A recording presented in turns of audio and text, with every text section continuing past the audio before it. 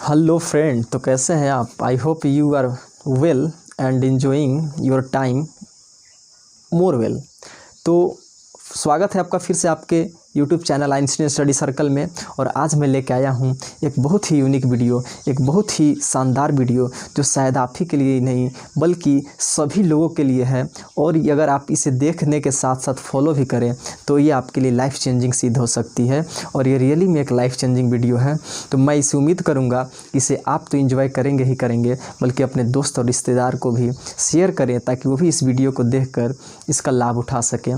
तो आइए देखते हैं आखिर क्या है इस वीडियो में। बिल्कुल सही पढ़ा है आपने स्क्रीन पर। विज्ञान के अनुसार हमें कितना देर सोना चाहिए बहुत बड़ा इशू नहीं है, लेकिन फिर भी अगर इसे ध्यान न दिया जाए तो काफ़ी बड़ा बन जाता है और हमारे प्रोडक्टिविटी को बहुत ही ख़राब तरीके से प्रभावित करता है। और अगर हम नींद पूरी तरह से और अच्छे से न लें तो हमारी प्रोडक्टिविटी बढ़ने के बजाय कई गुना तक घट जाती है। तो आज हम लोग इस वीडियो में नींद के उन सारे पहलुओं पर चर्चा करेंगे जो भविष्य में हमारे प्रोडक्टिविटी को कई गुना तक बढ़ा सकते हैं। तो आइए देखते हैं। सबसे पहले तो हम ये देखते हैं कि आखिर नींद पूरी ना होने का हमारे ऊपर क्या क्या बैड इफ़ेक्ट और साइड इफ़ेक्ट हो सकता है। तभी आपको ये वीडियो अपने ऊपर अप्लाई करने में बहुत ही अच्छा फील होगा। तो चलिए देखते हैं side effect of not completing your sleep. जैसा कि हम स्क्रीन पे देख रहे हैं, पहला जो बैड इफ़ेक्ट है वो है हमारा enable to concentrate on any task, मतलब किसी भी काम पर कंसंट्रेट नहीं कर पाना। और जैसा कि ब्रूस ली ने कहा है कि अगर कंसंट्रेशन ना हो तो किसी काम में भी सक्सेस अचीव नहीं किया जा सकता है। उसी प्रकार हमारा सेकंड पॉइंट है, अगर आप हमेशा फ्रस्ट्रेटेड एंड इरिटेटेड फील करते हैं तो इसका मतलब भी यही है कि आपको नींद से कहीं ना कहीं कोई प्रॉब्लम है। और तीसरा जो प्रॉब्लम है वो है आपको इंसोम्निया जैसे कई बीमारी हो सकते हैं और भी बहुत सारे कारक हैं जिसे हम आगे देखेंगे। तो आइए इसे और डिटेल में समझते हैं। ये नींद का प्रॉब्लम केवल विद्यार्थी के साथ ही नहीं होता है बल्कि प्रोफेशनल लोगों के साथ भी होता है। जिस तरह एक विद्यार्थी क्लास में पढ़ते समय ऐसा फील करता है मानो उसे नींद आ रही हो, ठीक उसी प्रकार एक प्रोफेशनल अपने ऑफिस में काम करते समय ऐसा फील करता है जैसे नींद उसे बुला रही हो या मानो वह नींद को बुला रहा हो।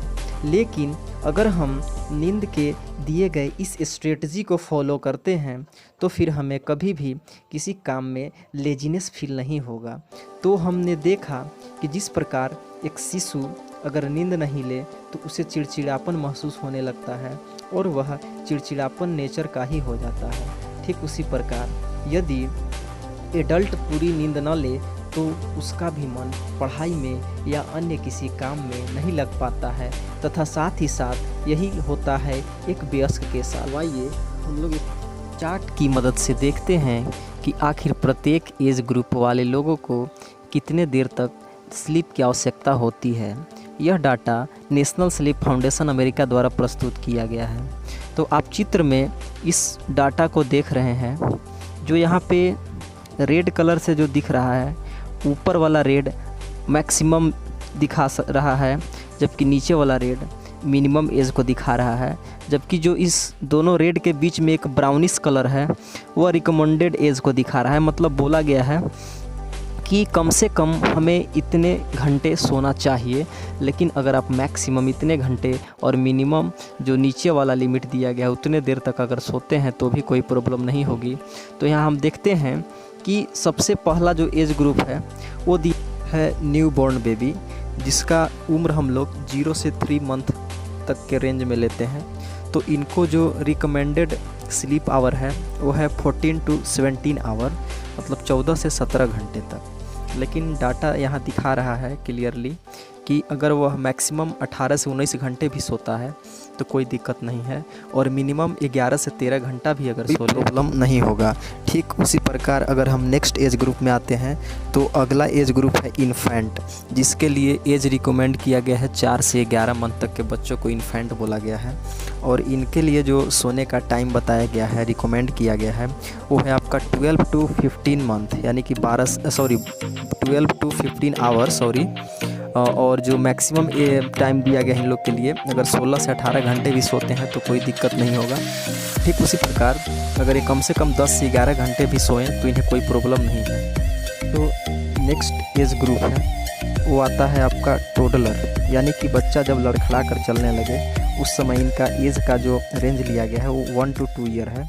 तो इनके लिए रिकमेंडेशन है 11 to 14 आवर, मतलब 11 से 14 घंटे ये सोएं, लेकिन अगर मैक्सिमम 15-16 घंटे भी हो तो कोई दिक्कत नहीं है, और मिनिमम 9 से 10 घंटा। ठीक उसी प्रकार आगे जो है प्री स्कूल एज, आप समझते ही हैं स्कूल जाने से पहले का एज जो 3 से 5 वर्ष तक का होता है। तो उस अवस्था में जो सुझाव दिया गया है 10 से 13 घंटे सोने का, लेकिन अधिकतम 14 घंटे हो सकता है और कम से कम 8-9 घंटे भी चल सकता है। तो ठीक उसी प्रकार आगे स्कूल एज, फिर टीन एज और यंग एडल्ट और फिर एडल्ट और ओल्डर एडल्ट। तो मैं उम्र बता दे रहा हूँ और बाकी डाटा तो आपके सामने है ही। तो जो टीन एज हम लोग जानते हैं वो 19 तक लिया जाता है, लेकिन इसमें जो टीन एज है वो हमारा है 14 to 17 ईयर को टीन एज यहाँ पे इस डाटा में लिया गया है, नेशनल स्लीप फाउंडेशन के इस डाटा में। ठीक उसी प्रकार अगला जो एज ग्रुप आता है यंग एडल्ट का आता है। तो यहाँ पे यंग एडल्ट को जो एज रिकमेंड किया गया है वो है आपका 18 to 25 ईयर, मतलब 18 से 25 ईयर तक के बच्चों को यंग एडल्ट कहा गया है। ठीक उसी प्रकार अगर हम एडल्ट की बात करें तो उनके लिए जो एज है वो 26 to 64 ईयर्स बताया गया है। और ठीक उसी प्रकार जो हमारा सबसे लास्ट एज ग्रुप है वो है ओल्डर एडल्ट का। तो नेशनल स्लीप फाउंडेशन की इस रिपोर्ट में ओल्डर एडल्ट उन्हें कहा गया है जिनका उम्र 64 ईयर से ज़्यादा है, और 64 ईयर से ज़्यादा है तो इसमें जो लोगों को बताया गया है उन्हें कम से कम 7 से 8 घंटे सोने के लिए बोला गया है, लेकिन अगर अधिकतम 9 घंटे भी सो लें तो कोई दिक्कत नहीं है। और अगर आप ओल्डर एडल्ट हैं तो 5 से 6 घंटे भी सोएं तो इसमें कोई बहुत बड़ा प्रॉब्लम नहीं है। तो आप कमेंट करके ज़रूर बताएं कि आप किस एज कैटेगरी में आते हैं और आपको कितने देर तक सोना चाहिए। इसी तरह के और बेहतरीन वीडियो देखने के लिए तथा हमसे जुड़े रहने के लिए हमारा चैनल ज़रूर से ज़रूर सब्सक्राइब करें। हमारा वीडियो देखने के लिए और हमसे बने रहने के लिए आपका दिल से बहुत बहुत धन्यवाद। और अगले वीडियो तक के लिए goodbye and take care.